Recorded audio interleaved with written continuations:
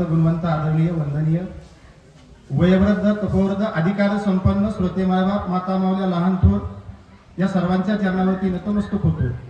गुरुवर्य गुरुनाम भगवान बाबा, गुरुवर्य गुरुनाम माऊली दादा आणि भक्त शिरोमणी हनुमानजी यांच्याही चरणाला प्रणिपात करून या ठिकाणी वेगळ्या शब्दामध्ये कथेचं अनुसंधान सांगण्याचा प्रयत्न करीन. ज्यावेळेस पार्वती मातेनं हे सर्व काही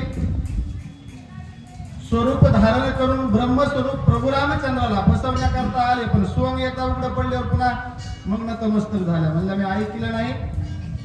आणि त्याच्यानंतर सांगू लागल्या मी असताना कृतकृत्य झाले म्हणल्या. ज्या ब्रह्माचं असताना मी परीक्षा घेण्याकरता आले होते, परंतु खरोखरच तुम्ही रामा ब्रह्मस्वरूप आहात आणि तुम्हाला सर्व असणाऱ्या गोष्टीची जाण आहे. मी जी काही कृती केली ही कृती तुम्हाला त्या ठिकाणी लक्षात आली आणि माझं मूळ स्वरूप तुम्ही त्या ठिकाणी ओळखलं. म्हणून पुन्हा पुन्हा म्हणल्या खरं तुमच्या भेटीमुळे सायुज्यता मुक्ती पदाला मी प्राप्त झाले, असा आनंद मला प्राप्त झाला.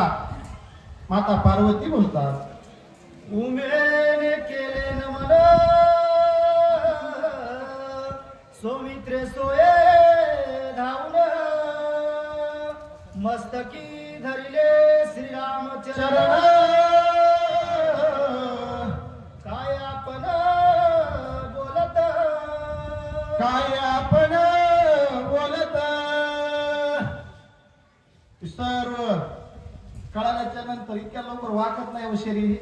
पार्वती मातेनं तेच केली. हे सगळी परीक्षा घेतल्यावर म्हणले आता डोकं ठेवावं लागते. बरोबर आहे का? श्री संताची माता चरणावरी साष्टांग करी दंडवत म्हणजे मस्त कुठं झुकत नाही. म्हणून पार्वती माता म्हणले आता आपलं काही चलत नाही, मग तुमचे चरण धराय हरकत नाही. धावतच गेले सुमित्र लक्ष्मणजी यांनीही नमन केलं मर्यादा पुरुषोत्तम प्रभू रामचंद्राला. साष्टांग प्रणिपात केला, साष्टांग दंडवत घातला, दर्शन घेतलं, हात जोडून उभे राहिले आणि काय म्हणले, मी म्हणे हीच आमची सीता वा तव ते शिवाची शिवकांता. भले ओळखिले श्री रघुनाथा सर्वज्ञ सत्य तू श्रीरामा. लक्ष्मणजी जवळ होते, सेवा करत होते प्रभू रामचंद्राची. म्हणले रामा मी तर म्हणलं सीता आली तुमच्या भेटी करता, तुम्ही इकडं तिकडं का पाहू लागलात, पण खरोखरच राम तुम्ही रामच आहे आणि मी लक्ष्मण म्हणजे लक्ष्मणच आहे. म्हणले मला ओळखू आलं नाही, त्याशी असणाऱ्या पार्वती मातेला तुम्ही ओळखलं रामा. खरंच तुम्ही ब्रह्मस्वरूप आहेत, खरंच तुमच्या चरणावरती नतमस्तक मी किती वेळ जरी झालो तरी मी सेवकच म्हणून राहील, भक्तच म्हणून राहील. म्हणले लक्ष्मणजीने नम्रता धारण केली, कारण मी पार्वती मातेला ओळखू शकलो नाही. ब्रह्मादिक देवादिकांना कळलं नव्हतं. ते म्हणजे आता आपलं कसं अडकलेलं घोंगड कीर्तनाखाली त्याचं घोंगड अडकलं त्याची आवड परिस्थिती असते. ते म्हणले सीता जर परत आली तर आपण बसलो अडकून. मग तसं यांना ब्रह्मादिकाला न स्वरूप कळालेलं रामा तुम्ही या पार्वती मातेला ओळखलं, सत्य स्वरूप तुम्ही जाणलं. म्हणून लक्ष्मणजी त्या ठिकाणी आणि बोलू लागले, देखो उमेची स्थिती गती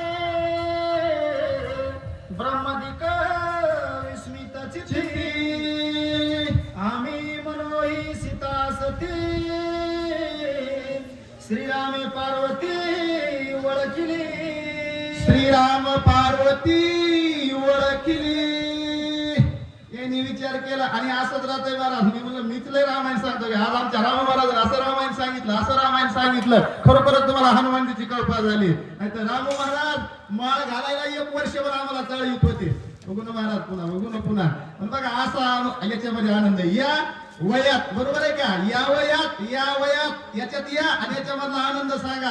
की प्रतीक असणारा राम महाराज आहे. माळ तर घातलीच पण असं रामायण सांगायले संचारच होत आहे त्यांच्या अंगामध्ये. आणि याच्यामध्ये खरी शेवले राहतं. चांगली वीट कुणाला बी थराला लावता येते, पण मी म्हणतो वड उडा जर थराला बसला का खरं शेवटे तिथं असते. बरोबर आहे का? ज्याला चांगलं जमतंय त्याला कुणी येऊ वटकन देऊ शकते, पण जो दगड कोणत्याच कामाचा नाही तो दगड जर थराला बसवला त्याच्यामध्ये खरं स्त्रिय राहते. आणि म्हणून असंही राम महाराजावर या ठिकाणी जागृत अवस्था हनुमानजीची कृपा झाली म्हणून ते दर शनिवारी हजर राहतात, या ठिकाणी येतात. त्यांचं म्हणून नाही, पण अशी कितीतरी मंडळी माझ्यापेक्षा ज्ञानवान आहेत, माझ्यापेक्षा सुज्ञ आहेत. आमच्या बडे महाराजांना तर गेल्या शनिवारी सांगितलं इथं तर काय नाही खाणच आहे गुरुजी.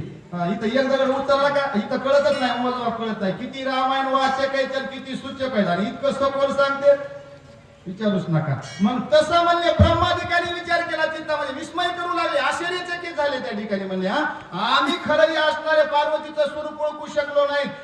खरोखर जशास तसं सीताच या ठिकाणी आली असं आम्हाला वाटत होतं म्हणले, पण रामा आम्ही पण तुमच्या चरणावरती नतमस्तक होतो का?